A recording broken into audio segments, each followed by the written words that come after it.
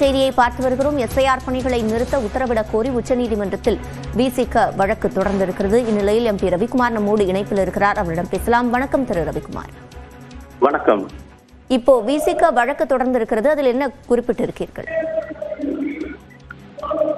ஏற்கனவே இது தொடர்பாக சில வழக்குகள் உச்சநீதிமன்றத்தில் தொடரப்பட்டிருக்கின்றன. நாங்களும் பீகார் எஸ்ஐஆர் அறிவிக்கும் போதே விசிக சார்பில் உச்சநீதிமன்றத்தில் வழக்கு தொடுத்தோம். இப்போது தமிழ்நாடு எஸ்ஐஆரை நிறுத்த சொல்லி உத்தரவிடக் கோரி நாம் இந்த வழக்கை தொடுத்திருக்கின்றோம். இந்த வழக்கை புகழ்பெற்ற வழக்கறிஞர் திஷா வடேகர் அவர்கள் அங்கே தொடுத்திருக்கின்றார்கள்.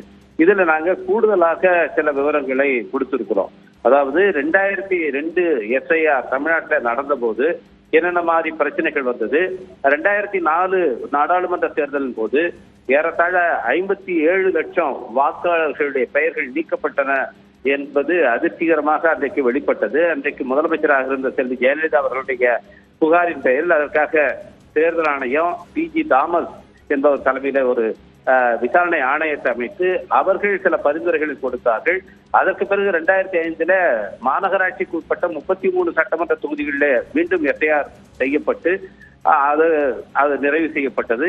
இந்த விவரங்களை எல்லாம் எங்களுடைய பெட்டிஷன்ல கொடுத்து அந்த கைட்லைன்ஸ் எலெக்ஷன் கமிஷனே அப்போ PG தாமஸ் கமிஷன் கொடுத்த கைட்லைன்ஸை வெளியிட்டாங்க.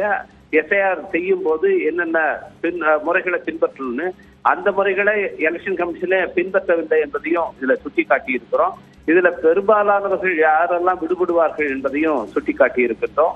கடந்த 2002ஆம் ஆண்டு போலவே இப்பொழுதும் பல லட்சக்கணக்கான வாக்காளர்கள் விடுபடுவதற்கான ஆபத்து இருக்கிறது என்பதையும் சுட்டி காட்டியிருக்கின்றோம். அதனால இந்த எஸ்ஐஆர் நடவடிக்கைகளை நிறுத்த உத்தரவிடக் கோரி உச்சநீதிமன்றத்தில் நாங்கள் வழக்குல தொடுத்திருக்கின்றோம். இணைப்பில் வந்து பதிலளித்தமைக்கு நன்றி திரு ரவிக்குமார்.